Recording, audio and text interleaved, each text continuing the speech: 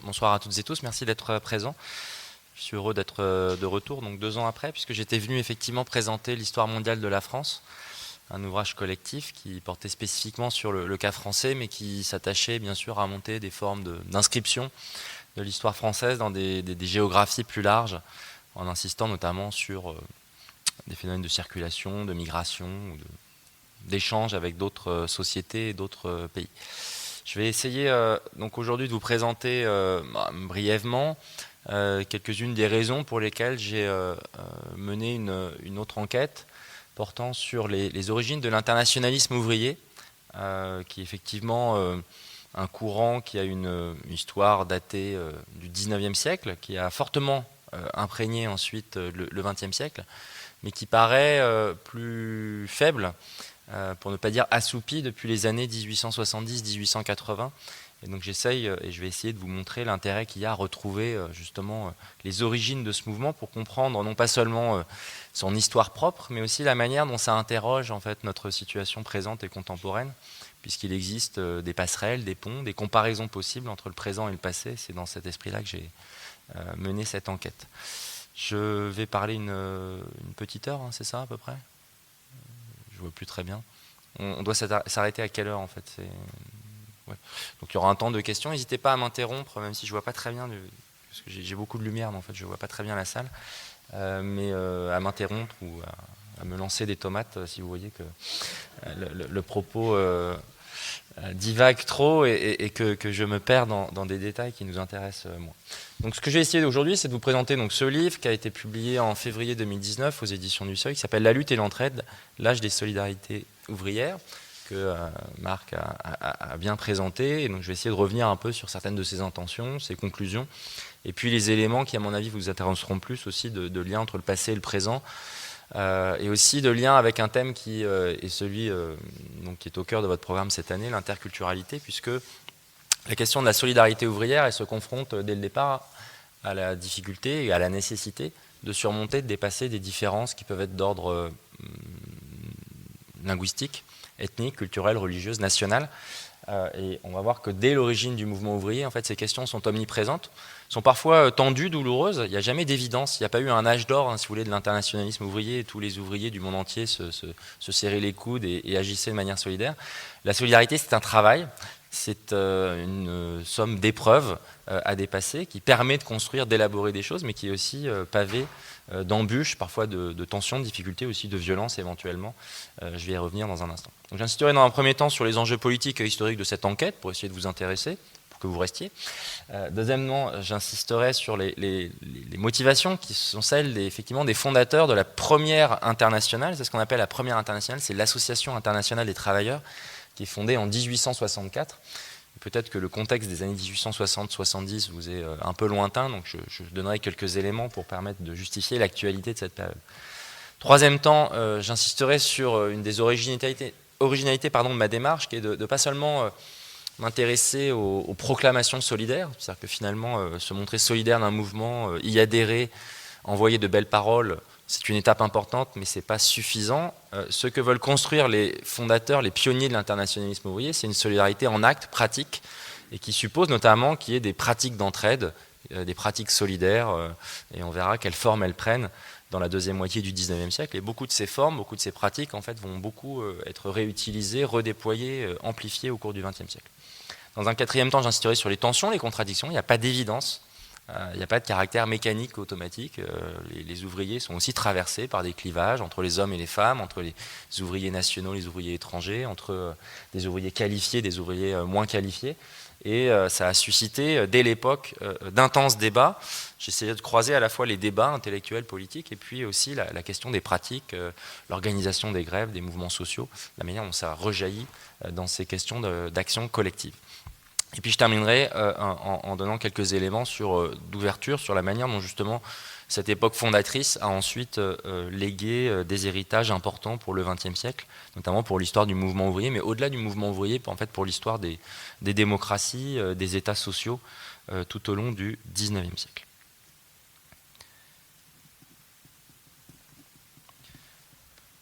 Donc, première partie, quels sont les enjeux politiques et historiques de ce livre?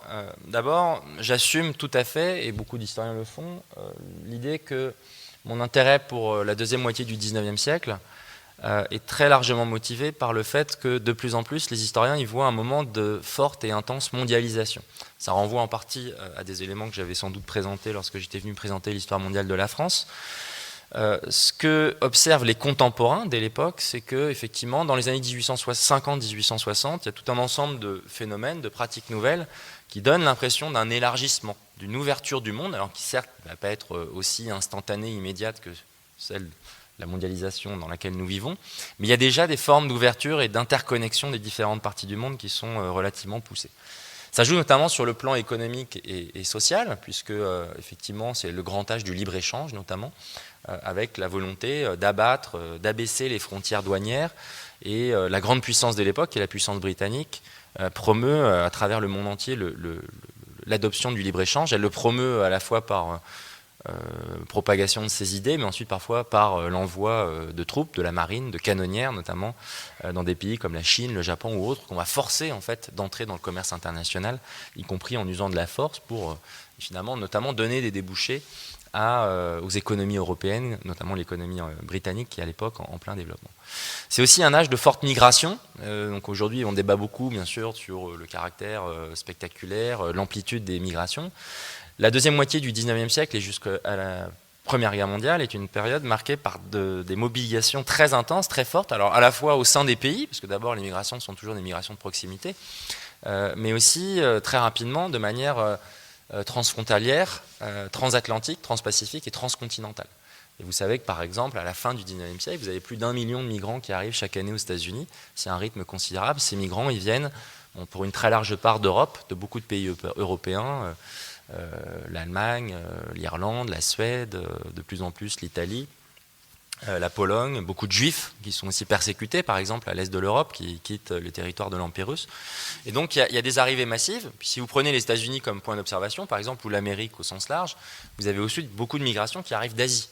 Puisque par exemple sur les côtes de Californie, dans les années 1870-1880, vous avez énormément de travailleurs chinois, japonais qui arrivent. Et donc les États-Unis sont un pays d'immigration, un pays de grande immigration, et notamment qui est peuplé par l'immigration à l'époque. C'est aussi le cas de la France, puisque à partir des années 1870-1880, vous avez énormément de travailleurs étrangers, immigrés, transfrontaliers, belges, italiens, et puis ensuite polonais et d'autres territoires, qui, soit de manière saisonnière, soit de manière définitive, s'installent dans des bassins d'emploi.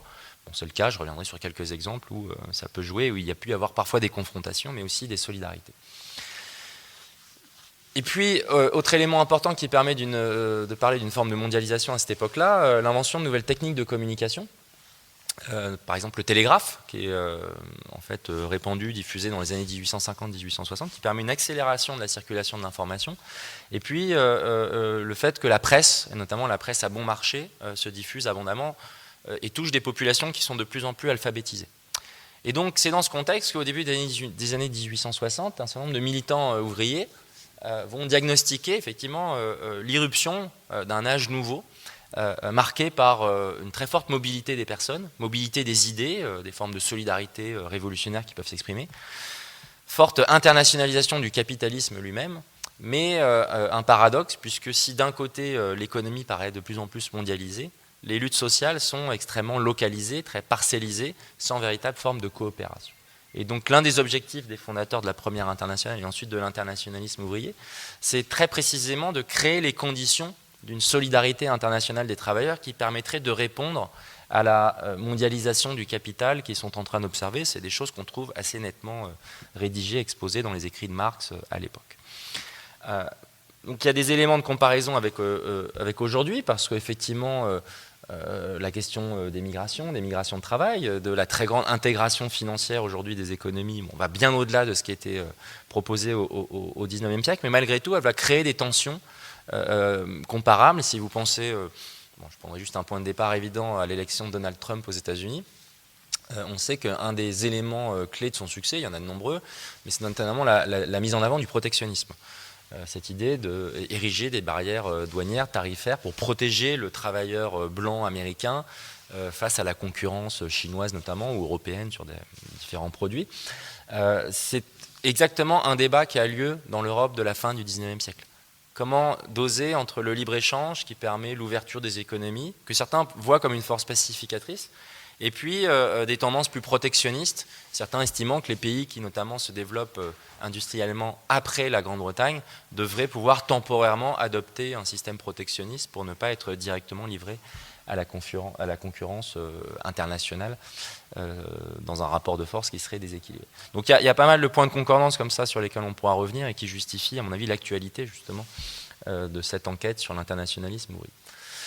Dans le débat contemporain, on a tendance aussi aujourd'hui à opposer les perdants et les gagnants de la mondialisation. Et le schéma qui s'est plutôt imposé dans le débat public, qu'on tend parfois à nous imposer ou à présenter comme une grille de lecture évidente, c'est l'idée qu'il y aurait évidemment des classes populaires ou classes moyennes dans des classés ou classes moyennes inférieures dans les sociétés européennes et américaines notamment, qui seraient fondamentalement attachées à la sédentarité et qui seraient méfiantes vis-à-vis de deux types de groupes qui eux circulent, c'est-à-dire les élites mondialisées, très à l'aise dans la mondialisation, qui bénéficient en fait de ces opportunités nouvelles, qui voient le globe comme un village en fait unifié, et puis les migrants pauvres en fait qui, pour des raisons économiques, des raisons politiques, des raisons climatiques ou autres, seraient amenés à se déplacer. Donc le débat politique a tendance à se polariser entre justement des classes populaires sédentarisées, occidentales, et puis de l'autre côté des élites mondialisées. Ce que je veux essayer de montrer à travers cette enquête, c'est que cette vision, elle est historiquement complètement fausse, puisque les populations qui circulent et qui se déplacent le plus à l'époque, notamment à la fin du XXe siècle, ce sont très souvent des ouvriers, puisque les marchés du travail, les bassins d'emploi, très largement obéissent à des logiques qui finalement se jouent et font fi des frontières dans la mesure où c'est une époque où les États-nations sont encore peu installés, peu sédimentés, en tout cas moins qu'ils le seront au cours du XXe siècle.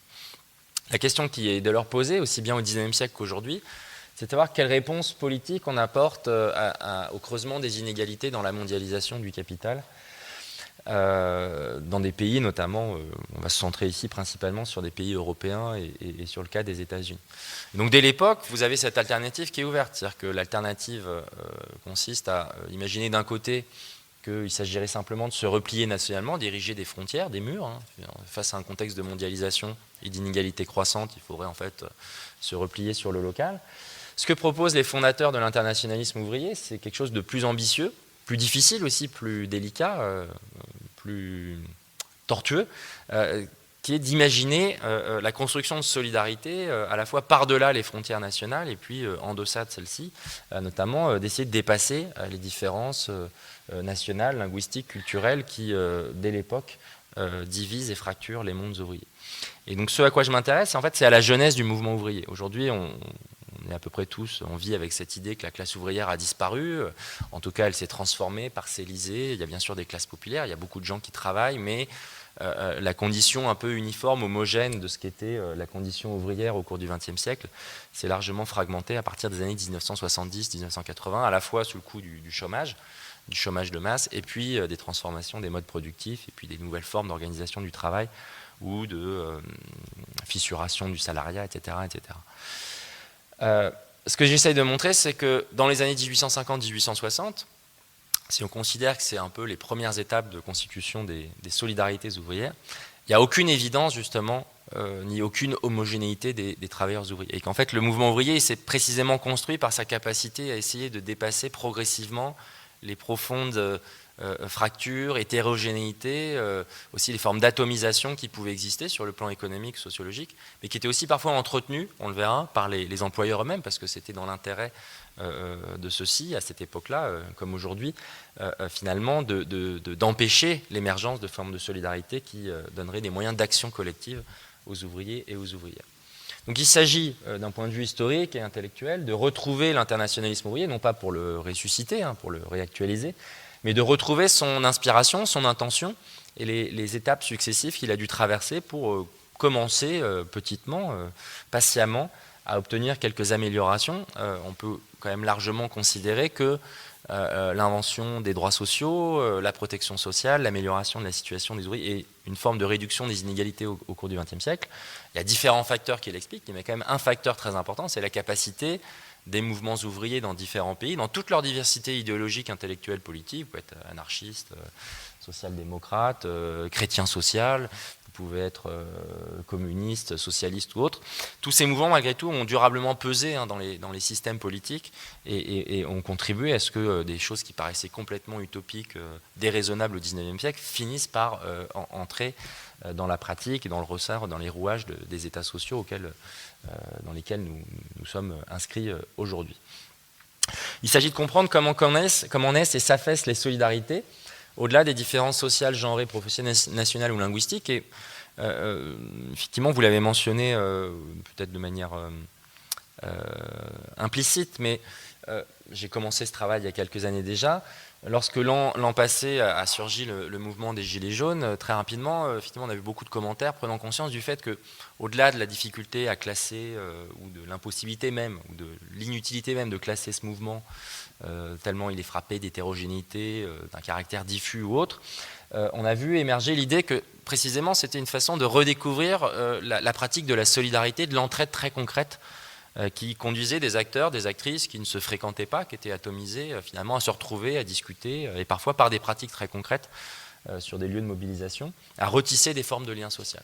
Et ce que j'essaye de montrer dans le livre, c'est que précisément comment on a tissé du lien social à travers les mobilisations, les luttes, et aussi les formes d'entraide dans les années 1860-1870.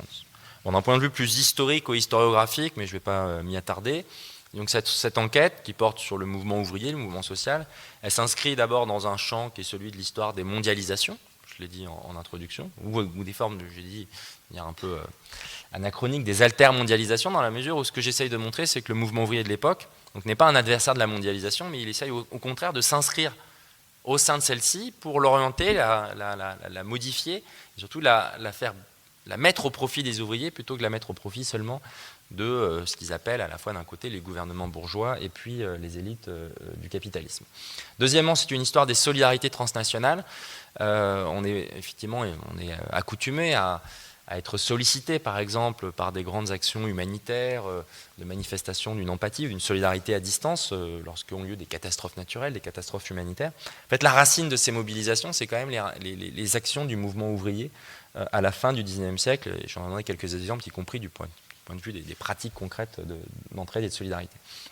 Et le troisième point, c'est d'insister sur la dimension matérielle de l'entraide et de la solidarité, en croisant à la fois les débats intellectuels, politiques, et puis les formes plus concrètes que cela prend. Donc, plongeons-nous dans le contexte des années 1860, et tout commence à Londres, en 1864, en septembre 1864, lorsque des militants ouvriers français, anglais, puis d'autres pays, beaucoup d'exilés. Vous pouvez imaginer que Londres, à l'époque, c'est la grande capitale de l'exil politique en Europe. Beaucoup de militants, Marx notamment, est d'origine germanique. Il n'y a pas encore d'Allemagne unifiée. Il est à l'époque en exil à Londres, comme d'autres, parce que évidemment, il a connu des pérégrinations successives. Il était installé dans l'espace germanique, mais son activité d'intellectuel, de journaliste était pourchassée. Il a ensuite vécu à Paris dans les années 1840, à Bruxelles, et puis ensuite s'installe durablement à Londres. Donc, il y avait beaucoup de militants de toute sensibilité qui se retrouvent dans ce lieu, et à l'époque qui sont mobilisés notamment sur un sujet qui n'est pas directement celui de la solidarité ouvrière, mais malgré tout, qui est celui de l'indépendance, la lutte pour l'indépendance de la Pologne. En 1863, il y a eu une répression féroce en Pologne contre les militants de l'indépendance, exercée par les troupes russes. À l'époque, la Pologne, en tant qu'entité politique, n'existe pas, en tant qu'entité souveraine. Elle est sous la domination de l'Empire russe depuis la fin du XVIIIe siècle, et encore plus depuis 1815. Et régulièrement, et notamment en 1863, il y a eu une répression extrêmement violente. Et les ouvriers de différents pays prennent fait et cause pour les Polonais. Comme ils prennent à l'époque fait et cause pour les nationalistes irlandais qui contestent la tutelle exercée par la puissance britannique en Irlande, notamment à la suite aussi des grandes détresses humaines provoquées par la grande famine des années 1840. Donc ces gens se retrouvent et en 1864, ils décident, alors même qu'ils avaient souvent pu agir dans diverses associations, en 1848, il y a eu un moment où on avait pensé justement qu'il pouvait y avoir une forme de solidarité internationale, mais c'était resté quelque chose d'éphémère. En 1864, en septembre, réunis à Londres, ils décident de créer une organisation nouvelle qui va essayer de s'implanter durablement pour agréger, appeler les ouvriers européens et états-uniens et éventuellement d'Amérique du Sud aussi, à rejoindre cette association qu'ils appellent l'Association internationale des travailleurs et qui veut en fait s'établir dans la durée pour tisser des liens à la fois d'échange d'informations entre les groupements ouvriers de différents pays et puis essayer de coordonner leur lutte et leur forme de mobilisation. Ce qui est souvent mentionné, c'est la très grande diversité d'acteurs, notamment sur le plan idéologique, qui vont s'y retrouver. L'Association internationale des travailleurs, elle est par définition ouverte, dès lors que, je vous donne quelques conseils pour former un mouvement internationaliste. Dans les premiers temps, il faut être un peu œcuménique, parce que si vous ne l'êtes pas, forcément, vous avez du mal à faire venir les hommes et les femmes que vous voulez voir grossir vos rangs. Donc la figure qui est la plus connue, c'est Karl Marx. Bien sûr, il est très connu parce qu'il est, on va dire, passé à la postérité. À l'époque, Marx, c'est un personnage connu, bien sûr. Il a publié le manifeste du Parti communiste avec Engels en 1848, mais ce n'est pas le personnage tel qu'on le connaît par la suite. Il n'a pas encore publié Le Capital, notamment le premier volume paraît en 1867. C'est un révolutionnaire, journaliste, intellectuel, et qui va s'engager corps et âme dans la Première Internationale, mais qui n'est pas le seul personnage à s'y engager. Il joue un rôle important, notamment du point de vue idéologique, mais il n'est pas le seul. Bon, il est bien sûr secondé par Engels, par des militants belges, suisses ou autres. Et puis, on sait aussi qu'à partir d'un moment, un personnage célèbre, Michel Bakounine, ici représenté en bas à droite, va aussi rejoindre les rangs de l'Association internationale des travailleurs. Donc ça, ce sont les grandes figures intellectuelles, politiques, qui souvent font partie des connaissances qu'on peut avoir sur l'histoire des gauches en Europe et puis dans le monde plus largement au XIXe siècle et au cours du XXe siècle. Et ce qu'on a longtemps présenté comme une évidence, c'était que l'Association internationale des travailleurs, c'était une expérience sympathique, mais qui était vouée à l'échec parce que justement ces courants étaient forcément destinés à s'opposer, Marx étant assimilé à un modèle collectiviste autoritaire, alors que Bakounine étant le chantre d'un anarchisme libertaire, et donc nécessairement l'association devait péricliter parce qu'elle contenait en son sein des tendances très différentes. Le fait qu'elle contienne des tendances très différentes, c'était propre au projet lui-même, qui voulait rassembler des acteurs qui ne se connaissaient pas, ou très peu. Il faut imaginer donc le caractère un peu démiurgique de ce qu'ils veulent faire, c'est-à-dire qu'on est dans un moment où il y a très peu d'associations internationales. De manière significative d'ailleurs, lorsqu'en 1864 est créée l'Association internationale des travailleurs, on est au tout début de la création de ces grandes associations, dont le spectre, le champ d'action se pense à l'échelle internationale. Imaginez par exemple que c'est en 1863, seulement un an avant, qu'a été créé le Comité international de la Croix-Rouge. Donc il y a quelques associations humanitaires, pacifistes de ce type-là qui se créent précisément dans les années 1860, et les ouvriers, à leur tour, considèrent qu'effectivement il y a un moment internationaliste à saisir, qu'il faut aussi utiliser les nouvelles techniques de communication pour pouvoir resserrer les liens à distance entre les ouvriers. Et donc ils vont beaucoup utiliser la presse, ils vont beaucoup voyager aussi, parce qu'on peut voyager finalement à moindre coût. Bon, ça a toujours un coût, il faut de l'argent pour se déplacer entre Londres, Genève, Bruxelles ou traverser l'Atlantique. Bien sûr, il y a des surveillances policières. Alors, on est quand même dans des mondes où il y a des États autoritaires. En France, le Second Empire est en train de se libéraliser, mais dans le cas du Royaume de Prusse qui va donner naissance à l'Allemagne unifiée, il y a quand même aussi un cadre autoritaire dans de très nombreux pays. Mais malgré tout, des facilités d'échange. Et puis il faut imaginer aussi qu'à l'époque, tous ces acteurs, là c'est uniquement quelques visages connus, mais en fait il y en a des centaines, des milliers d'autres, peuvent par exemple beaucoup échanger par la presse, par la correspondance. À l'époque, quand vous êtes militant, que vous créez un réseau de solidarité, souvent vous allez lire des journaux, essayer de vous abonner à des journaux étrangers, et puis surtout vous allez correspondre. Et les sources de cette enquête, elle notamment s'appuie sur la très riche et très vaste correspondance qui a été conservée, archivée, ensuite compilée de très nombreux militants de l'époque qui vont s'engager dans l'Internationale des travailleurs à partir de 1864. Donc les acteurs sont beaucoup plus divers que ceux que j'ai représentés ici, parce que par exemple, si vous créez une association de ce type à Londres en 1864, vous allez y voir rapidement jouer un rôle moteur beaucoup de syndicalistes britanniques, ce qu'on appelle les trade unionistes. Les trade unions sont légalisés en Grande-Bretagne depuis 1824. C'est le seul pays en Europe qui a des trade unions aussi, donc qui ont pignon sur rue, puis aussi structurés depuis le début du 19e siècle. Vous avez des militants ouvriers français qui vont être plutôt inspirés par les idées de Proudhon, notamment qui vont rejoindre les rangs de l'association, mais vous avez aussi tout un ensemble divers et varié de groupements d'ouvriers qui, à mesure notamment que l'association va se faire connaître par ses journaux, par ses actions, vont demander à rejoindre cette association. Une des questions qui est initiale qui est posée, c'est qu'entend-on par une association internationale des travailleurs? Et donc, ce que j'essaye d'observer, de mettre en avant dans le livre, c'est que on est plongé dès le départ sur les dilemmes de l'organisation collective qui vont être ceux du mouvement ouvrier pendant près d'un siècle et qui sont aussi ceux de tout mouvement social en fait dès lors qu'il est en train de se créer et éventuellement de s'institutionnaliser. La nouveauté de l'Association internationale des travailleurs, c'est qu'elle va voir en fait différentes sections se composer dans des localités, à Paris, à Marseille, à Genève, à Bâle, dans les territoires germaniques, en Pologne ou ailleurs, des militants qui déclarent adhérer à l'association, en gros.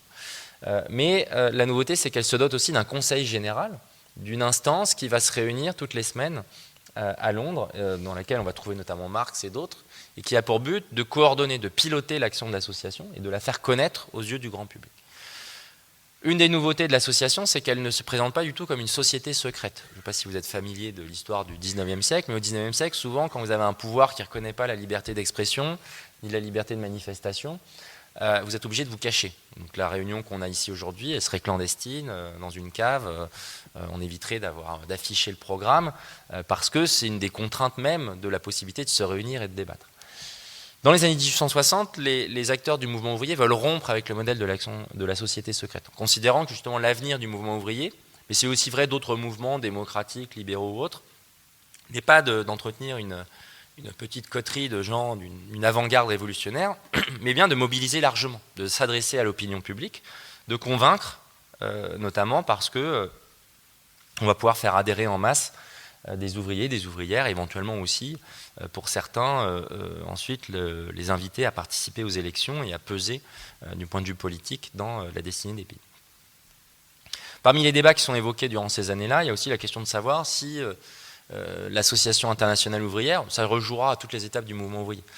Est-ce qu'elle doit être plutôt une organisation centralisée? Est-ce qu'elle a besoin d'un centre justement qui va impulser, coordonner, diriger? Ou est-ce que c'est plutôt une fédération? Le thème de la fédération, il est très présent au XIXe siècle à cette époque-là chez les ouvriers. Ils pensent que la vraie émancipation, c'est pas de reconduire une forme hiérarchisée, centralisée qui ressemblerait trop aux États qu'ils dénoncent, mais au contraire de créer des liens horizontaux entre des groupements ouvriers, une véritable fédération avec un principe d'autonomie locale qui serait très poussé. Vous en connaissez un exemple évident, c'est la Commune de Paris. Et le mouvement des communes dans les années 1871, souvent, sont inspirés par le principe fédéraliste. Alors, souvent par fédéralisme, on se dit, mais qu'est-ce que ça veut dire? C'est le fédéralisme d'une entité souveraine, enfin d'un État, des États-Unis, de la Belgique ou autre. Non, ce qu'ils appellent fédéralisme ici, c'est des formes d'associations solidaires, horizontales, avec une obsession, c'est d'éviter en permanence de reconstituer un centre et une autorité. Et en fait, un des paradoxes du mouvement ouvrier, c'est qu'il veut être efficace, il veut se coordonner, mais qu'il est en permanence inquiet de reconduire les formes contre lesquelles il lutte, c'est-à-dire les États bourgeois. C'est ce qu'appellent les militants à l'époque les États bourgeois. Qu'est-ce qu'on n'aime pas chez les États bourgeois à l'époque, quand on est ouvrier ou issu d'autres rangs de la société? C'est que ces États imposent des obligations, notamment la conscription et l'impôt. Ça, c'est quand même les formes d'autorité imposées, qui bien sûr peuvent servir des intérêts plus généraux. En cas de guerre, il y a un instinct de survie, de mobilisation patriotique. Mais pour beaucoup, notamment pour les anarchistes libertaires, mais pas seulement, l'idéal de l'émancipation, c'est très précisément de s'arracher au filet, aux formes de pression exercées par l'autorité à la fois de l'armée, il y a un antimilitarisme qui est très fort, mais aussi plus largement une forme d'anti-étatisme qui est vraiment très présent dans la culture ouvrière de l'époque. L'autonomie ouvrière de l'époque, elle est pensée comme une façon justement de s'arracher, de construire une forme d'indépendance par rapport aux pouvoirs institués. Ça vaut pour les anarchistes, mais ça vaut pour de plus amples mouvements. Ensuite, cette association, elle va organiser chaque année des congrès internationaux dans différentes villes où les gens vont se rencontrer pour débattre. Donc quand vous faites un mouvement social, vous avez des objectifs communs, mais en fait, vous ne savez pas exactement quels sont ces objectifs, donc il faut quand même en discuter un peu. Puis après, souvent, vous discutez des moyens, vous n'êtes pas d'accord sur les moyens. Certains pensent qu'il faut être un peu violent, d'autres moins violent. Certains pensent qu'il faut tout attendre des élections, d'autres que non, c'est la grève qui va permettre de nous mobiliser. Et c'est notamment dans ces congrès ont lieu des joutes, des disputes célèbres de l'histoire de la gauche européenne, notamment sur faut-il ou non espérer une destruction du capitalisme ou lutter à plus court terme pour une amélioration concrète des conditions de travail. Et cette question, elle va se poser notamment dans les congrès de la Première Internationale, et elle va ne cesser de se poser par la suite entre ceux qui pensent qu'il faut privilégier une action révolutionnaire qui permet de mettre à bas le système comme ça du jour au lendemain, si c'est possible, et puis ceux qui considèrent que, par exemple, la structuration de syndicats, d'associations, de sociétés de secours mutuels est le lieu qui permet progressivement d'améliorer les droits des travailleurs. Vous avez ici une carte postale qui représente cette réunion d'hommes. Alors il s'agit dans les congrès exclusivement d'hommes, il n'y a aucune femme qui n'a été invitée à participer à ces congrès, même si dans les mouvements de grève, dans les sections locales, il y a des sections composées de femmes, d'ouvrières qui vont pouvoir y adhérer. Pour l'anecdote, mais ce n'est pas qu'une anecdote, au congrès de Genève de 1866 de l'Association internationale des travailleurs, un des sujets qui est posé, qui est débattu, c'est celui du travail des femmes. À l'époque, vous avez beaucoup d'ouvriers qui sont hostiles au travail des femmes, au motif que, il y a deux arguments qu'ils utilisent, notamment les proudhoniens, mais pas seulement, que la place des femmes est au foyer, donc il y a cette idée de la séparation de la sphère domestique et de la sphère publique, de la sphère professionnelle. Et puis surtout, et ça va nous guider vers un des enjeux un peu de tension au sein du mouvement ouvrier, certains considèrent que le travail des femmes est une concurrence exercée, notamment sur le travail masculin, et que c'est une pression à la baisse sur les salaires.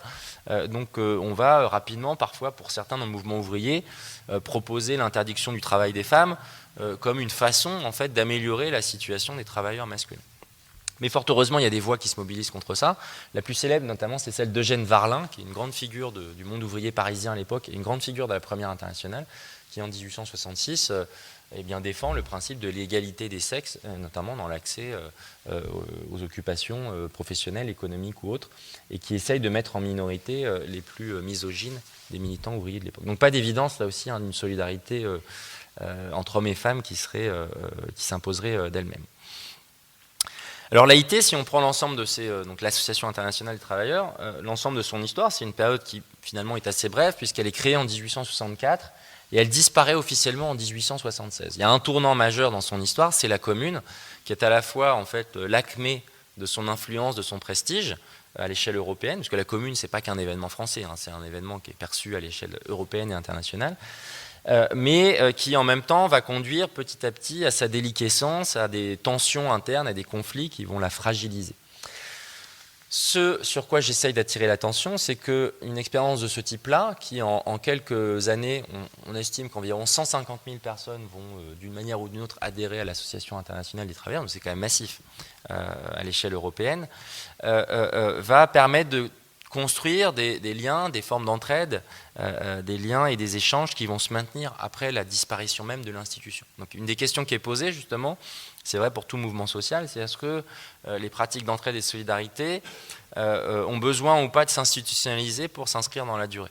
Donc si vous pensez aujourd'hui avec tous les débats, tous les discours sur les nouveaux mouvements sociaux, il y a toujours cette idée que finalement aujourd'hui il y aurait eu une déliquescence des syndicats, des partis politiques, précisément grâce aux réseaux sociaux, grâce à des formes de constitution plus éphémères de collectifs qui pourraient se regrouper, se dissoudre, puis se reconfigurer. Il y a en partie des formes comparables au XIXe siècle, mais une réflexion malgré tout sur l'institutionnalisation et la pérennisation qui se joue. La première internationale se disparaît dans les années 1870, mais ensuite elle sera suivie d'autres expériences, et vous connaissez sans doute, notamment, je le mentionne, la deuxième internationale, c'est celle qui est fondée en 1889. À l'époque, Marx est décédé, il est mort en 1883. Engels, lui, est vivant. La deuxième internationale, elle rejoue en même temps l'expérience de la première internationale. Elle s'inscrit dans ses pas, mais elle est complètement différente, parce que par rapport à ce qui va nous intéresser ici, elle est directement fondée sur l'adhésion de partis politiques.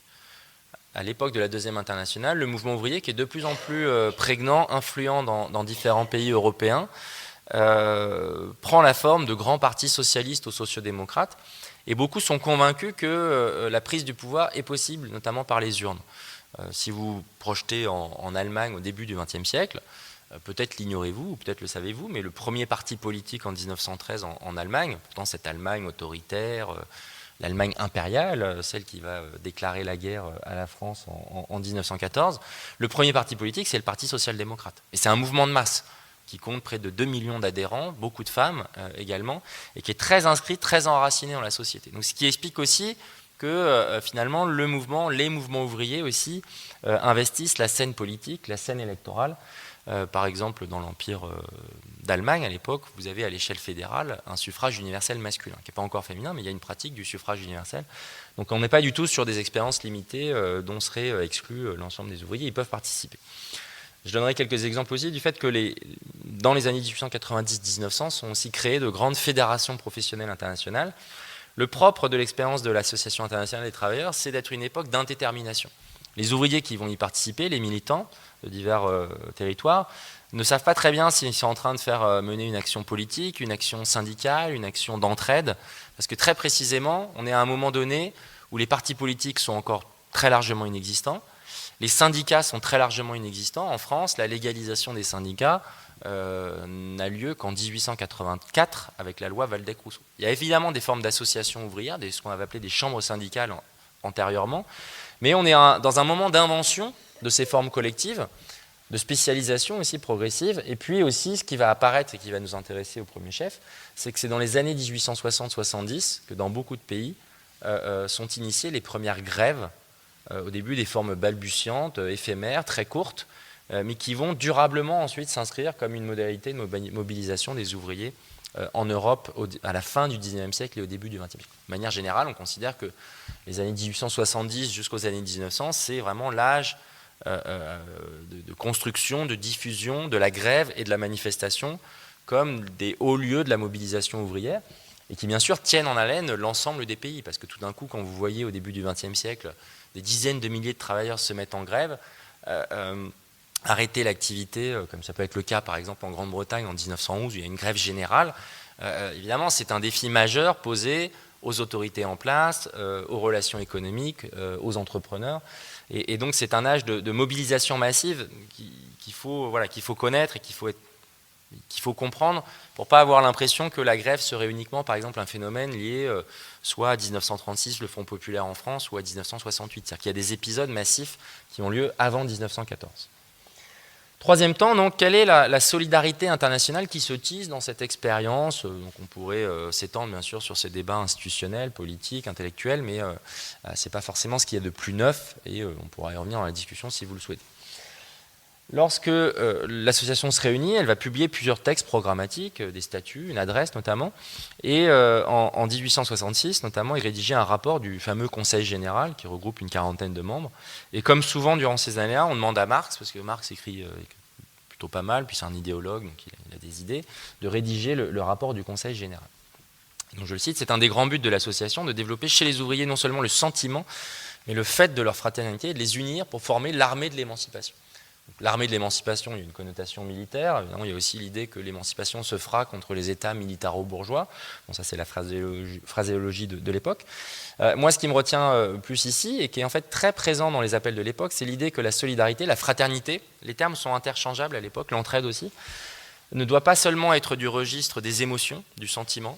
Finalement, ça coûte peu cher de se déclarer solidaire d'une cause, uniquement à travers les mots, même si c'est très important, souvent c'est la première étape de l'identification, mais il faut aller vers une étape supplémentaire, une autre étape qui est celle du fait de la fraternité, de développer en acte quotidiennement l'expérience de la fraternité et de la solidarité, et ça suppose notamment, et c'est une réflexion qu'ont les militants de l'époque, que la solidarité, elle implique à la fois des droits, mais aussi des devoirs vis-à-vis du mouvement qu'on soutient. Et l'une des devises de la première internationale est une formule qui en fait remonte un peu aux déclarations des droits de la fin du XVIIIe siècle. Pas de droit sans devoir, pas de devoir sans droit.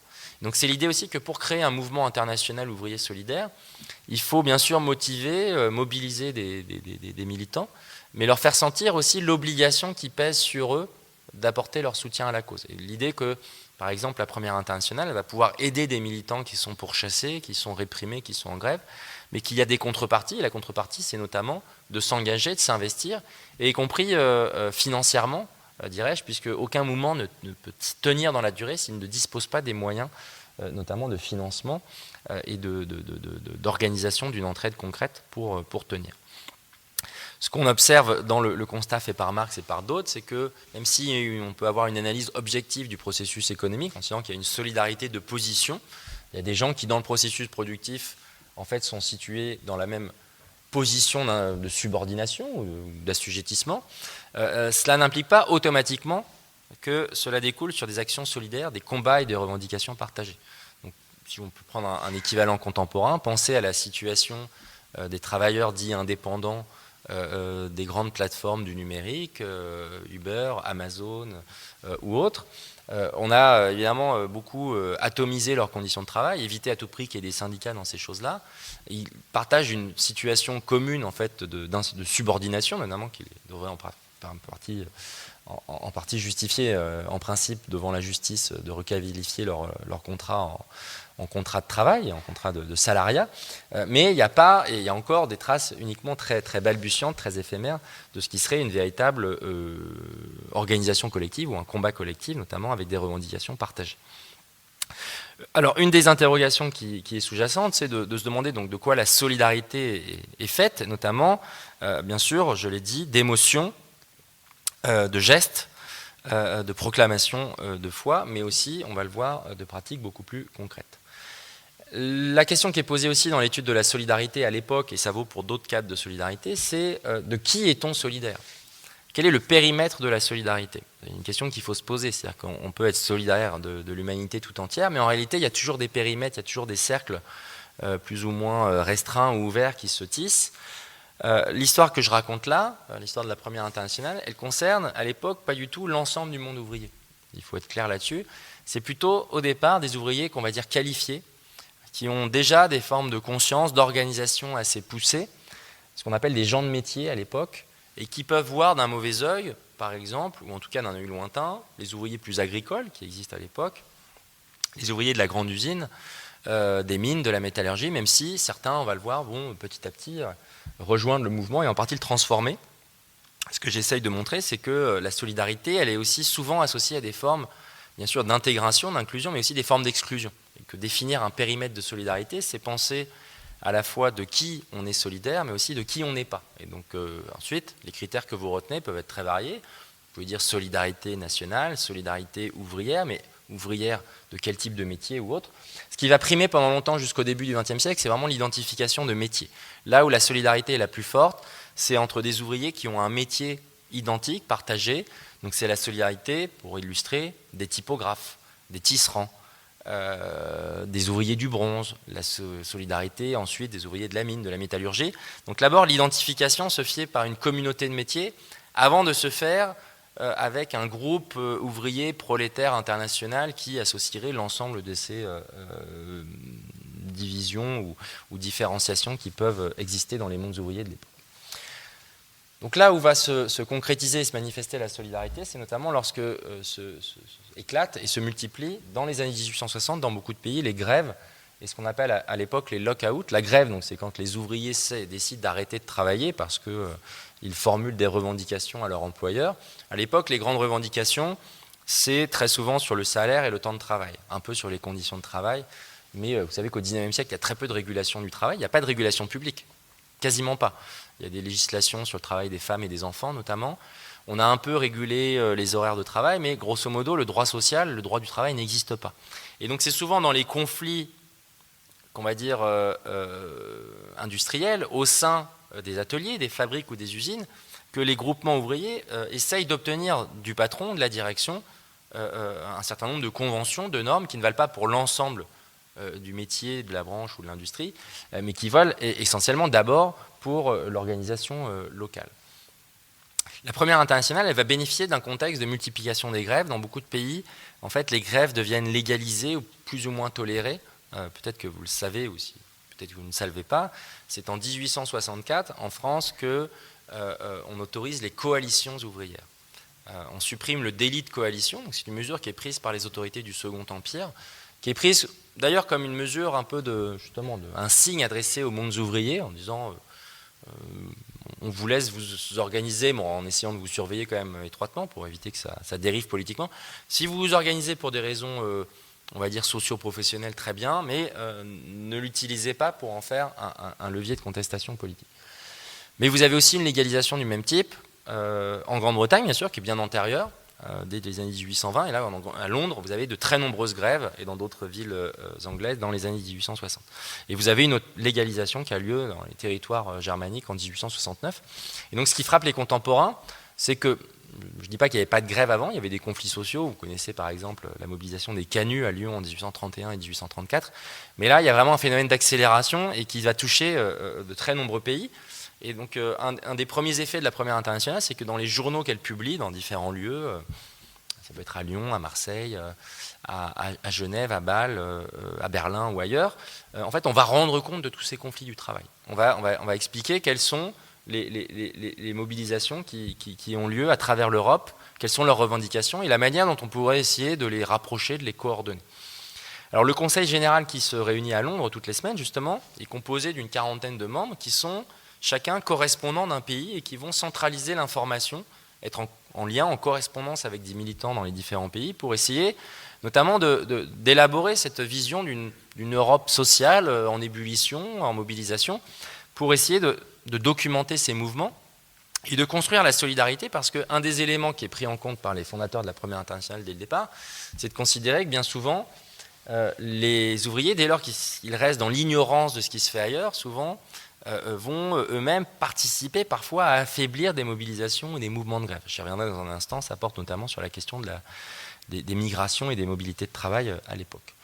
Le Conseil général donc, voit affluer des demandes, notamment d'ouvriers du continent qui, se mettant en grève, demandent de l'aide à la Première Internationale, y compris une aide sonnante et trébuchante, parce qu'à l'époque, souvent, les militants, les groupements ouvriers sont assez peu organisés, donc ont peu de moyens de tenir durablement un conflit qui les oppose à leurs employeurs.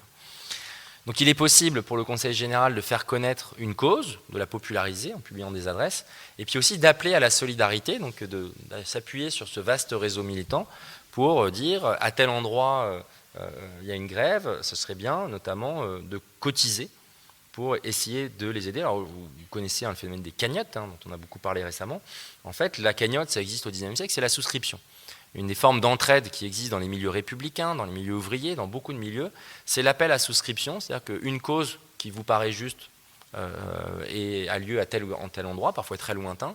Donc les journaux vont relayer des appels à souscription et ensuite, les personnes qui s'identifient à la cause vont envoyer de l'argent dans des listes de souscription qui permettent de manifester la constitution d'un collectif et une forme de solidarité. Alors pourquoi Londres occupe une place si importante dans cette histoire ?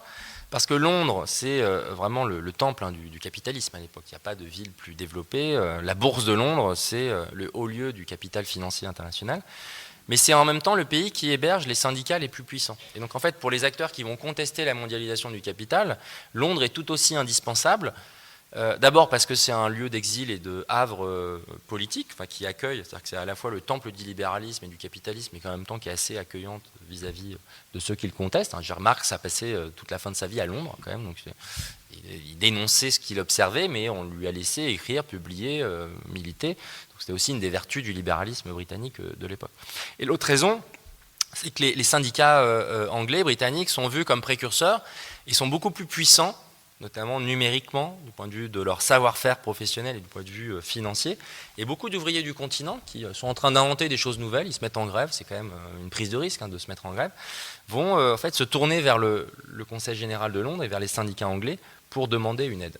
Ce qui se fait souvent à l'époque, par exemple, lorsque vous lancez une grève, ici c'est un document qui émane d'une grève anglaise, la pratique qui a cours, donc qui est assez étonnante que j'ai trouvée dans les archives. Donc, normalement, si vous êtes donc un métier, ici c'est les maçons de Londres et d'autres, vont lancer une grève et pour appeler à la solidarité de l'ensemble des autres métiers, ils se tournent vers une instance collective, qui est une sorte de chambre syndicale de l'ensemble des métiers de Londres, qui s'appelle le London Trades Council, et ils leur demandent en fait de certifier la légitimité de leur lutte, de leur cause, là on est en 1861, et surtout d'appeler l'ensemble des autres métiers à les soutenir.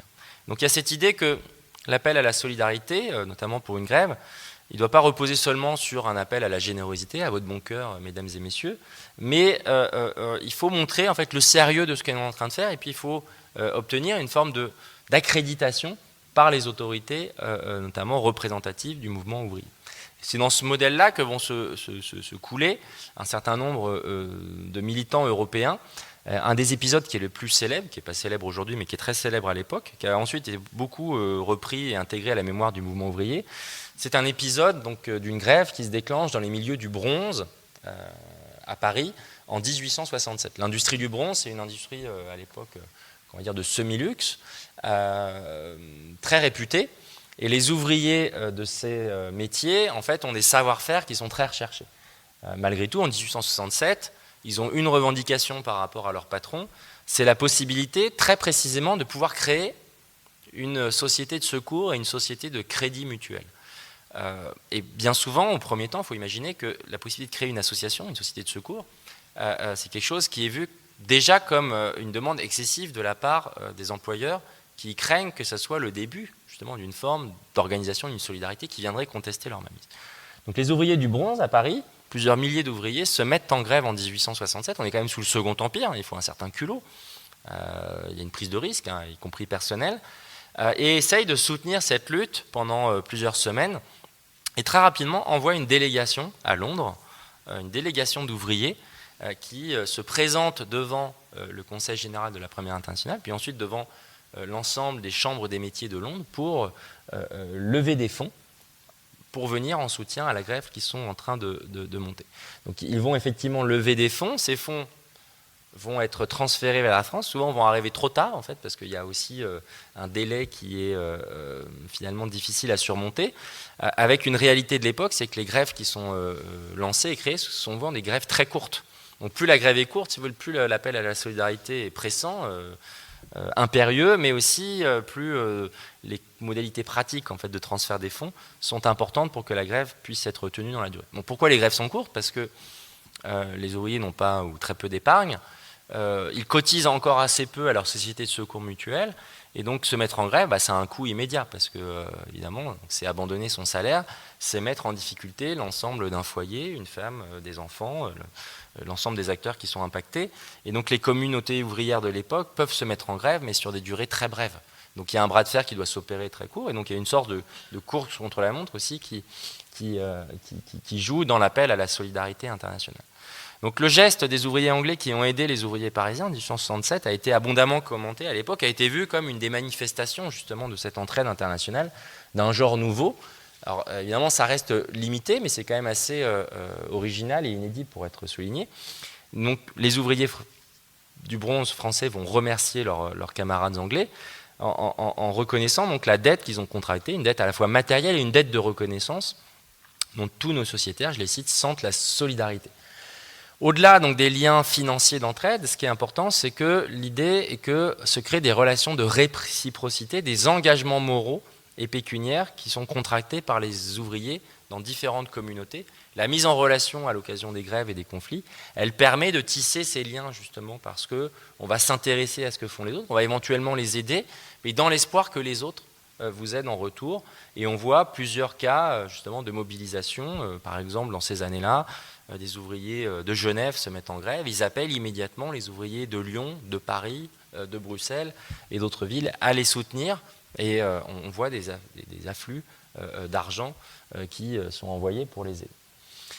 Je l'ai mentionné, sont d'abord concernés surtout des métiers très, très qualifiés et organisés, mais petit à petit, on va voir aussi rejoindre le mouvement des figures correspondant davantage à l'image qu'on a de la grande industrie du XIXe siècle, notamment dans la mine et la métallurgie. Autre épisode significatif de l'époque, les grèves qui se déclenchent au Creusot en 1870. Le Creusot, c'est le grand bastion des Schneider, qui ont créé à partir des années 1830 une activité sidérurgique et métallurgique.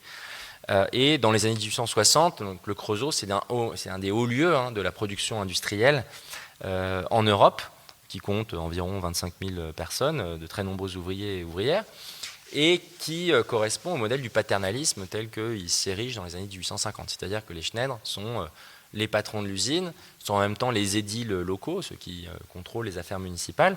Et puis bien sûr, ce sont de grands notables, puisque à l'époque, Schneider lui-même est le président du corps législatif. Le corps législatif, c'est l'équivalent de la Chambre des députés ou l'Assemblée nationale aujourd'hui, sous le Second Empire. Donc c'est un des plus hauts dignitaires du régime. Et donc le caractère radical, mon nouveau de ce qui se passe a sauté aux yeux de l'opinion publique, c'est qu'en janvier et en avril 1870, des ouvriers de son usine se mettent en grève avec des revendications qui portent notamment sur le droit qu'ils revendiquent de pouvoir gérer eux-mêmes l'argent qui est placé dans la caisse de prévoyance qu'a créé le patron en 1860. Donc les patrons, à l'époque, vont créer des caisses de prévoyance, ils l'ont fait avant, pour dire aux ouvriers, effectivement, il faut que vous mettiez de l'argent de côté, il faut anticiper sur l'avenir. Donc on crée cette obligation, on vous fait une retenue sur le salaire, mais ensuite nous gérons nous-mêmes la caisse de prévoyance et on va vous permettre d'avoir accès à un certain nombre de secours. Ce que revendiquent les ouvriers du Creusot, c'est de pouvoir gérer eux-mêmes cette caisse de prévoyance. Ils considèrent que c'est leur salaire, c'est leur épargne, et donc le principe de l'autonomie ouvrière, c'est de pouvoir autogérer le fruit de l'épargne et de décider de son affectation et de son usage. Revendication qui est repoussée par les patrons, par les Schneider, et qui surtout donc, justifie que dès le mois de mars-avril 1870, des émissaires de l'Internationale se rendent sur place, Varlin et d'autres notamment, qui viennent de Paris, et qu'une large partie des ouvriers du Creusot vont adhérer à la première Internationale, très précisément parce que ça leur permet de s'appuyer sur un mouvement qui les dépasse pour mener la lutte qu'ils mènent localement, alors lutte qui sera dans le court terme plutôt défaite, mais qui correspond à un moment d'intense politisation et de mise en relation des ouvriers ici d'un bassin sidérurgique et métallurgique avec d'autres mobilisations et d'autres mouvements ouvriers. Alors en regardant de plus près, et sans doute vous n'êtes pas féru des détails, donc je ne vais pas y insister trop, mais on peut se poser la question de savoir comment s'organise très concrètement la solidarité. Ce qui m'intéressait, c'était de voir comment, du point de vue des ouvriers, quelles étaient les formes les plus appropriées pour développer la solidarité. Et alors quelque chose qui peut nous surprendre, c'est que très souvent dans les grèves qui vont se déployer à l'époque, et puis jusqu'au début du XXe siècle, on va avoir des collectes de fonds qui vont être opérées, alors localement mais aussi internationalement. Et la forme qui est privilégiée à l'époque, qui est jugée la plus digne, la plus respectable, ce n'est pas l'argent que l'on donne à l'autre, c'est l'argent que l'on lui prête. Et donc les ouvriers considèrent que le prêt gratuit, comme ils l'appellent à l'époque, le prêt sans intérêt, les sommes prêtées à l'autre, sont une meilleure forme de construction de la solidarité que l'argent donné qui crée une relation de tutelle, parfois de hiérarchie, d'inégalité entre celui qui donne et celui qui reçoit. Cela s'explique si on se replonge dans l'univers mental, intellectuel et social de l'époque. Pour beaucoup d'ouvriers, ce qu'ils veulent à tout prix éviter, c'est de reconduire justement la logique que leur imposent en partie les élites patronales, bourgeoises ou philanthropiques.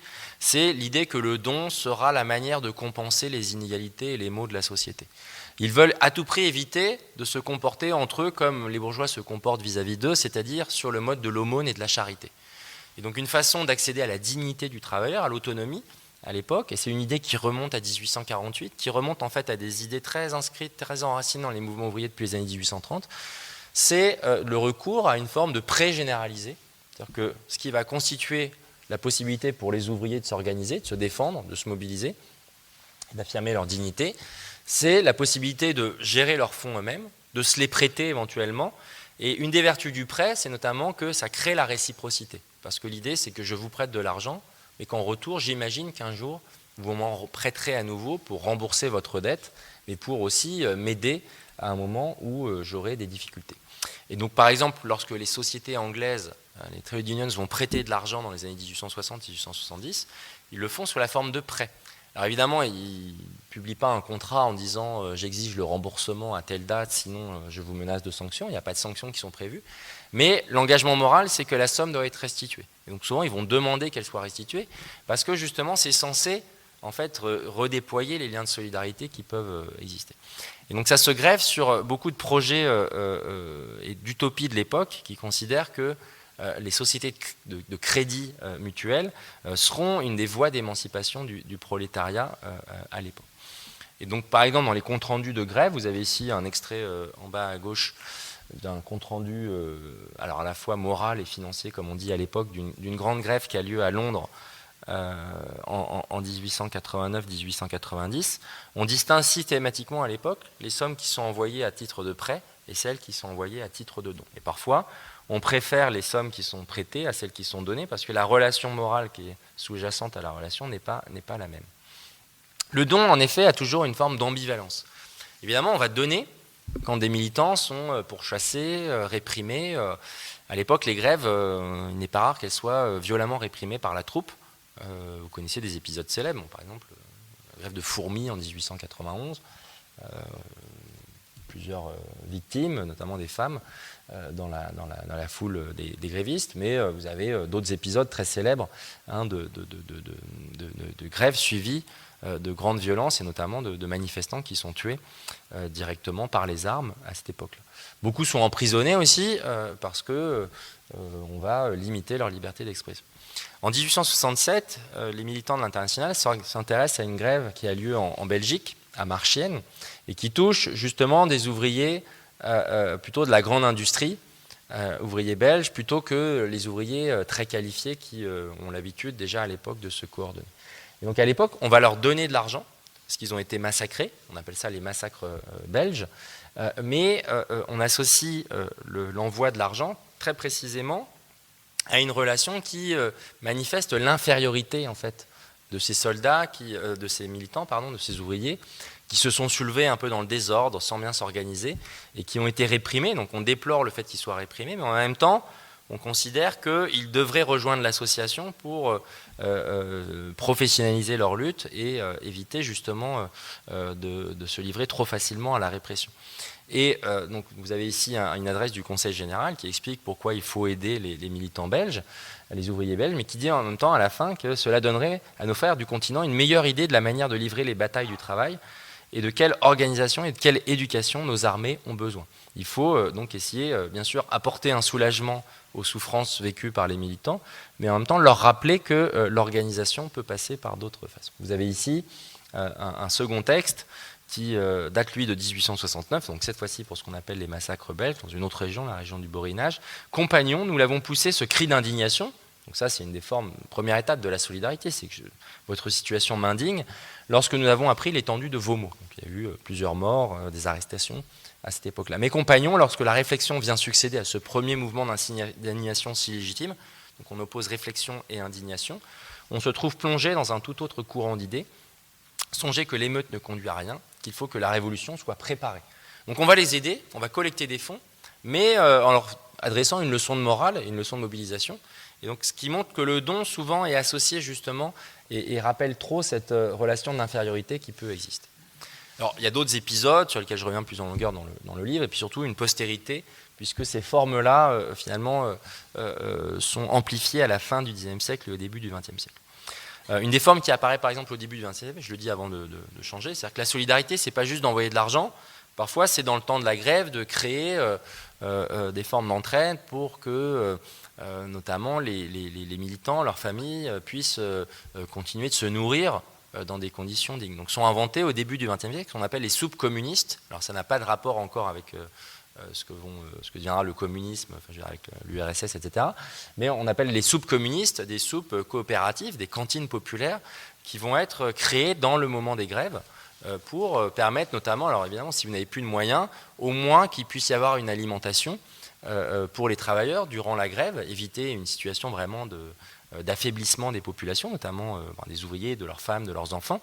Et souvent, ça va jouer, on va s'appuyer sur le tissu des coopératives qui ont commencé à se constituer. On va faire un appel aux dons en nature des populations rurales pour que les populations des villes ou des centres urbains industriels en grève puissent s'alimenter facilement.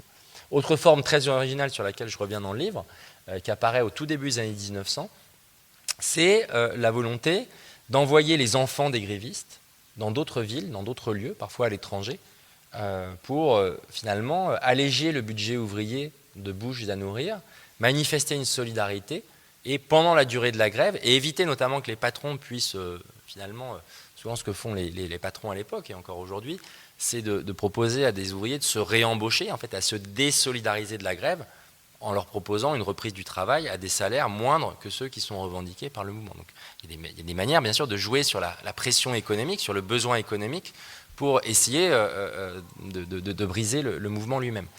Et donc, ce qu'on appelle à l'époque l'exode des enfants, c'est-à-dire que l'envoi des enfants dans d'autres communautés ouvrières commence à être utilisé. Alors, c'est le cas en Europe, c'est le cas en Belgique, en France également. C'est le cas aux États-Unis à l'époque aussi. Il y a des grèves à New York, par exemple, où on va déplacer les enfants temporairement, les accueillir, donc des familles ouvrières qui acceptent d'accueillir pendant quelques semaines des enfants pour que, pendant ce temps-là, le mouvement et la lutte puissent être menés.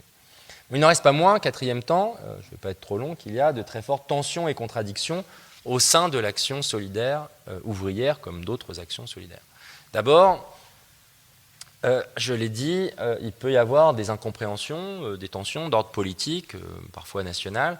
Un des éléments qui va beaucoup polariser les tensions, c'est la Commune de Paris, événement discuté dans le monde entier, qui justifie des formes de soutien, de solidarité bien sûr, mais aussi des prises de distance, puisque à l'étranger, certains vont juger que la Commune a été trop violente, a été trop anticléricale, et que la répression est certes féroce, injuste, inhumaine, mais qu'en même temps, il y a eu une expérience qui serait allée trop loin. Donc il y a des positions, des débats intenses dans les années 1870-1880 de ce point de vue-là. Dans un premier temps, les membres de la Première Internationale, évidemment, offrent un refuge et un accueil aux militants de la Commune qui sont pourchassés. Donc après la semaine sanglante, en mai 1871, vous avez une féroce répression et beaucoup fuient, partent à l'étranger, vont sauver leur peau, sauver leur vie, et vont, pour certains, pouvoir s'appuyer sur les réseaux de l'international, justement. C'est aussi un réseau d'entraide. L'entraide, ça peut être d'aider à fuir, quand vous n'avez d'autre choix que de fuir pour éviter l'incarcération. À l'époque, vous savez aussi que beaucoup de ceux qui ont été arrêtés ont été ensuite déportés ou transportés, comme on disait à l'époque, jusqu'en Nouvelle-Calédonie. Donc là, l'idée de franchir une frontière, de partir, de quitter Paris très rapidement pour ensuite trouver refuge à Genève, à Bruxelles, à Londres, à Barcelone ou ailleurs, était plutôt une bonne idée du point de vue des militants pour éviter d'avoir à passer 10 ans en prison ou déporté à l'autre bout du monde. La Nouvelle-Calédonie, c'est encore loin aujourd'hui, donc ça allait encore plus à l'époque, comme vous pouvez l'imaginer. Louise Michel, figure très célèbre, a été, elle, déportée en Nouvelle-Calédonie. Ce que fait la Première Internationale, c'est qu'elle crée, dès le mois de juin 1871, un fonds des réfugiés. Donc on va collecter des fonds pour accueillir les réfugiés. Donc la première exigence, c'est un peu des réfugiés politiques qu'il faut accueillir. Certains vont obtenir une forme de droit d'asile parce que, notamment, le gouvernement français, en fait, issu de la majorité de Versailles, qui a réprimé la Commune, très rapidement demande aux autres gouvernements européens de lui livrer l'ensemble des militants qui ont franchi les frontières. En considérant, ils disent, non, ce ne sont pas des militants politiques, ce sont des criminels. Donc l'asile politique ne s'applique pas, ce sont des criminels de droit commun. Vous nous les rapatriez, on veut qu'ils soient extradés, on va les juger chez nous. Ce qu'il faut noter, c'est que tous les pays européens à l'époque ont refusé, malgré quelques débats, mais ont refusé de se plier face à cette exigence du gouvernement français, puisque par exemple les Anglais ou d'autres ont toujours considéré que c'était des militants politiques. Ils avaient pu commettre et mener un projet qu'ils réprouvaient, mais des militants politiques ont droit à l'asile. Et donc ils obtiennent un asile, et certains vont rester, vous savez, Hugo était parti, mais il n'avait pas participé à un événement tel que la Commune, mais beaucoup de réfugiés sont notamment en Angleterre à l'époque. Ils vont être accueillis, et vont aussi être accueillis plus concrètement par des militants qui vont leur offrir un logement pendant quelques temps, des fonds, une assistance, créer des restaurants solidaires, mais cela va aussi très rapidement créer des tensions, parce que du point de vue des militants de la Commune, qui fuient en nombre, il y a plusieurs milliers de militants de la Commune qui vont se retrouver par exemple à Londres, ils se retrouvent dans une position qu'ils réprouvent fondamentalement, qui est la position d'assister. Et en fait, eux-mêmes le vivent très douloureusement. C'est-à-dire que vivre de l'assistance, de l'aide, pendant un temps, c'est logique, c'est attendu, parce que c'est une solidarité ouvrière internationale, mais en même temps, dès lors que ça s'inscrit dans la durée, ils voient ça comme une forme d'infériorisation, et certains vont commencer à avoir des relations douloureuses, délicates et compliquées avec les membres de l'Internationale qui se trouvent à Londres. Les militants de la Commune eux-mêmes, dans les années 1870, vont essayer de développer des pratiques de solidarité, à la fois vers l'extérieur, mais aussi entre eux. Et il y a des réemplois tout à fait étonnants, puisque par exemple, à partir de 1874, pour venir en aide aux militants qui ont été transportés en Nouvelle-Calédonie, à l'autre bout du monde, c'est quand même un périple pour y aller à l'époque, on lance une tombola, vous avez ici un ticket de tombola en bas à gauche, organisé à Londres au profit des condamnés politiques de la Nouvelle-Calédonie. Donc vous voyez, quand on parle de solidarité à distance, c'est pas juste une image du 19e siècle, c'est pas juste pour vous dire qu'ils ont aidé des militants qui étaient de l'autre côté de la frontière. On est obligé de se projeter dans un espace qui est beaucoup plus large. Et donc l'idée, et c'est là que c'est original, c'est que des militants de la Commune réutilisent ce qui est à l'époque la forme la plus classique de la philanthropie bourgeoise, c'est les tombolas ou les loteries de charité. C'est-à-dire que cette idée que, grosso modo, les tombolas ou les loteries sont plutôt mal vues à l'époque, sauf si elles répondent à des objectifs moraux, à des objectifs humanitaires et des objectifs d'entraide. Donc les prolétaires se transforment en philanthropes par nécessité, d'une certaine façon, pour essayer de lutter contre l'appauvrissement de leurs congénères, notamment de ceux qui sont en Nouvelle-Calédonie. Vous avez à droite, pardon. Oui, c'est ça, à droite. Un autre prospectus qui, lui, est en anglais, puisqu'il a été diffusé à Londres.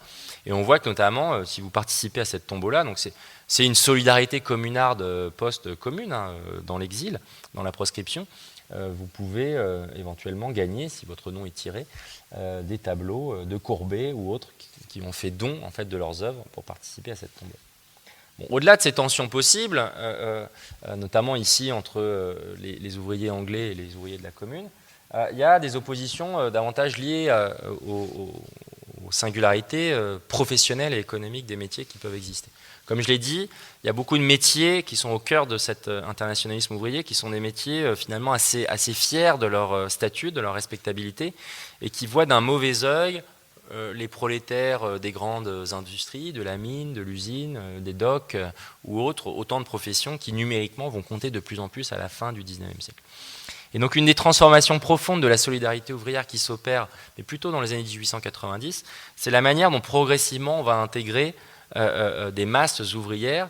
En Angleterre, c'est ce qu'on appelle le phénomène du nouveau syndicalisme, le New Unionism, qui est une façon de réfléchir à la manière d'intégrer non pas seulement les ouvriers les plus aisés, parce qu'en fait, souvent, participer au mouvement que je décris, ça suppose notamment de pouvoir cotiser, donc d'avoir des fonds à mettre de côté, et de pouvoir mettre au pot commun, donc ça suppose d'être dans une situation de relative aisance financière.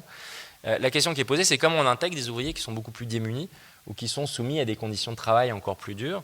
Et donc l'âge de la grève de masse, telle qu'elle apparaît à la fin du XIXe siècle, c'est précisément le moment où on va réfléchir à la manière d'intégrer des ouvriers à la fois des transports, de la mine, de la métallurgie, et donnant donc le visage un peu des grandes grèves telles qu'on les connaît à la fin du XIXe siècle. Du point de vue du genre, un point sur lequel je reviens dans le livre, il y a bien sûr des grèves auxquelles participent les femmes, il y a des grèves de femmes aussi dès l'époque de la Première Internationale. Dans l'organisation des solidarités, on voit s'opérer de manière assez classique une répartition genrée des tâches, notamment parce que l'aide qui est apportée au mouvement souvent distingue assez nettement la figure de l'homme qui travaille et qui se met en grève, et puis l'aide qui est apportée à la femme et aux enfants. Et donc souvent l'entraide aussi peut être motivée par ces questions-là. Je reviens sur quelques détails dans le livre. Ce qui est de plus en plus, ce sur quoi on insiste beaucoup à la fin du XIXe siècle, c'est sur la misère ouvrière, qui n'est pas seulement une misère produite par les inégalités ou le processus économique. Et par exemple, pour les critiques, ceux qui vont critiquer le mouvement ouvrier, ils vont considérer que la grève en fait, est une des sources d'appauvrissement des familles ouvrières elles-mêmes. Et donc ils vont dénoncer l'irresponsabilité des travailleurs ouvriers qui, finalement, feraient peser sur leurs familles les conséquences de leurs revendications excessives. Donc la réponse du mouvement ouvrier, c'est justement d'essayer de, autant que faire se peut, améliorer la situation de l'ensemble des populations ouvrières.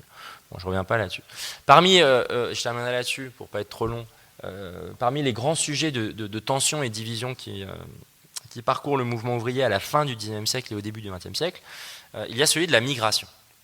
Et des migrations qui sont importantes, notamment parce que, bon, d'abord, beaucoup de ces militants sont attachés au principe de la mobilité ouvrière. Être libre, être indépendant pour les ouvriers à l'époque, c'est être capable de se déplacer, de ne pas être assigné à résidence dans une usine, dans une fabrique, de ne pas dépendre exclusivement d'un papier. Beaucoup se sont battus tout au long du XIXe siècle contre le principe du livret ouvrier. Le livret ouvrier, c'est très précisément l'instrument qui était censé contrôler les mobilités ouvrières. Donc, conquérir sa dignité, son autonomie, c'est être attaché à la mobilité. Donc beaucoup de ces acteurs ont vraiment chevillé au corps la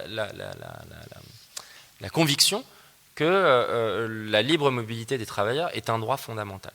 En même temps, cette libre mobilité, elle peut jouer contre les travailleurs eux-mêmes. Et ça, c'est aperçu dès les années 1860, pour diverses raisons. parce que soit par ignorance ou par calcul des employeurs, très souvent, pour casser une grève, et ça se fait dès l'époque, on va faire venir des travailleurs d'ailleurs pour se substituer aux ouvriers grévistes. C'est quelque chose que font les patrons anglais dès les années 1860. Ils peuvent aller recruter de manière temporaire pour quelques semaines des ouvriers en Belgique, aux Pays-Bas, auxquels ils financent le trajet à travers la Manche, pour ensuite occuper les postes qui étaient abandonnés par les travailleurs grévistes. Donc le but de l'international et des mouvements qui vont suivre, c'est très précisément d'éviter que les ouvriers se fassent cette concurrence, donc d'organiser une mobilité des travailleurs qui soit encadrée, contrôlée, et qui surtout soit inscrite et orientée au bénéfice des ouvriers plutôt que jouant en leur défaveur. Vous avez ici, je terminerai par ce point pour ne pas être trop long, un appel fraternel qui date de 1869 des ouvriers de Genève qui donc s'adresse aux ouvriers de tous les pays. Vous voyez, on joue large tout de suite, hein. On ne s'adresse pas juste aux ouvriers du bassin local, on s'adresse aux ouvriers de tous les pays, bon, certes en français, donc en fait ça va aussi désigner et viser les travailleurs de l'autre côté de la frontière helvéto-française. Et donc l'appel peut vous surprendre, parce que c'est un appel à la solidarité, mais qui énonce, je le cite, dans le passage encadré en rouge, « Ne venez pas travailler à Genève, quelles que soient les conditions qu'on vous propose. Soyez sûr que le jour où vous aurez à votre tour besoin de nous, les tailleurs de pierre, marbriers et maçons de Genève, donc les métiers mobilisés à cette époque-là, vous tendront chaleureusement la main. Travailleurs, quelle que soit votre profession, répandez parmi tous les ouvriers, répandez dans les villes et dans les villages, répandez dans tous les chantiers, répandez partout où se trouvent des ouvriers que les tailleurs de pierre, les marbriers et les maçons de Genève sont en lutte pour les droits du travailleur et par conséquent, il ne faut pas venir travailler à Genève. Donc la première forme de solidarité ici, c'est de s'abstenir de venir répondre à la demande, à l'embauche qui est proposée par les patrons pour ne pas venir affaiblir les mouvements ouvriers. Et donc ça, c'est un des grands soucis, par exemple, des Britanniques à l'époque, parce qu'il y a un très fort différentiel de salaire entre la Grande-Bretagne et le continent, parce qu'il y a un niveau de développement qui n'est pas le même. Et une de leurs craintes, c'est que leur mobilisation soit contrecarrée par l'afflux d'une main-d'œuvre venue du continent, qui est prête à accepter des conditions de rémunération inférieures dès lors qu'elles sont en réalité supérieures à ce qu'elles peuvent obtenir sur le continent lui-même. Cette question, elle va traverser l'ensemble des mouvements sociaux et ouvriers de l'époque. Aux États-Unis, par exemple, il y a des puissants mouvements internationalistes dans les années 1880, mais qui pensent l'internationalisme uniquement vis-à-vis des populations européennes. Et donc on peut, dans les années 1880, aux États-Unis, dans une association qui s'appelle les Chevaliers du Travail, à la fois ne cesser de proclamer son internationalisme, nous sommes solidaires de tous les travailleurs du monde, et en même temps soutenir le principe de l'exclusion des migrations chinoises. En 1882 est adopté ce qu'on appelle le Chinese Exclusion Act, qui vise à limiter puis interdire les migrations de travailleurs chinoises sur la côte pacifique des États-Unis. Et donc des ouvriers internationalistes, avec cette conscience ouverte, en même temps adoptent une vision parfois racialisée, hiérarchisée des travailleurs eux-mêmes. Et puis, dans le contexte français, d'ailleurs, dans une région proche d'ici, vous savez que les années 1880-1890, c'est à la fois un haut lieu et un moment important d'internationalisme, mais c'est aussi un moment dans lequel ont lieu des rixes xénophobes, nationalistes, et aussi bien dans le nord de la France que, par exemple, à Aigues-Mortes, dans les Salines en 1893, un des éléments de division, de débat au sein du mouvement ouvrier est très précisément celui du périmètre de la solidarité. Sommes-nous solidaires du travailleur transfrontalier, piémontais, italien ou belge dans le Nord, ou s'en tient-on à une division, une opposition liée à la nationalité, comme ont tendance justement à les implanter de plus en plus les États-nations à la fin du XIXe siècle. Et donc ce que j'essaye de retracer dans le livre aussi, c'est toute la complexité et l'enchevêtrement à la fois de ce mouvement internationaliste et en même temps de la manière dont il essaye de surmonter les tensions, parfois les réactions plus nationalistes qui peuvent s'opérer très concrètement sur le terrain. Et donc on voit que dans cette relation entre internationalisme et nationalisme se joue un débat, une question politique qui finalement est encore très présente aujourd'hui, même si on pourrait dire plus largement qu'aujourd'hui le nationalisme en fait est sans doute a davantage le vent aux poupes que l'internationalisme. Ce que j'essaie, et je terminerai par là, de montrer dans le livre, c'est qu'il y a des formes d'échange, d'entraide et de coopération qui ont lieu au début du XXe siècle ou à la fin du XXe siècle, qui ont une ampleur complètement inédite et surprenante par rapport au monde dans lequel on vit depuis les années 1980-1990. D'une certaine façon, les ouvriers ont une conscience beaucoup plus ouverte et une connaissance beaucoup plus fine de ce qui se joue du point de vue des mobilisations de travailleurs en Europe ou même par-delà les océans que ce n'est le cas aujourd'hui. Je terminerai par ce mot. La grande référence des travailleurs européens au début du XXe siècle, c'est notamment ce qui s'est passé de l'autre côté de l'Atlantique, à Chicago, en 1886, ce qu'on appelle le massacre de Haymarket, qui est à l'origine de la décision de faire du 1er mai la journée internationale des travailleurs, une décision qui est prise en 1889. Et beaucoup vont s'identifier aux martyrs de ces militants anarchistes, socialistes, qui ont été exécutés après les événements de mai 1886 à Chicago, et qui sont les grands martyrs du mouvement ouvrier international, et ce qui montre qu'il y a des formes d'identification et de mobilisation qui se jouent allègrement des frontières à la fin du XIXe siècle et au début du XXe siècle. Et je terminerai là-dessus en vous priant de m'excuser d'avoir été un peu lent et en vous remerciant de votre attention. Merci.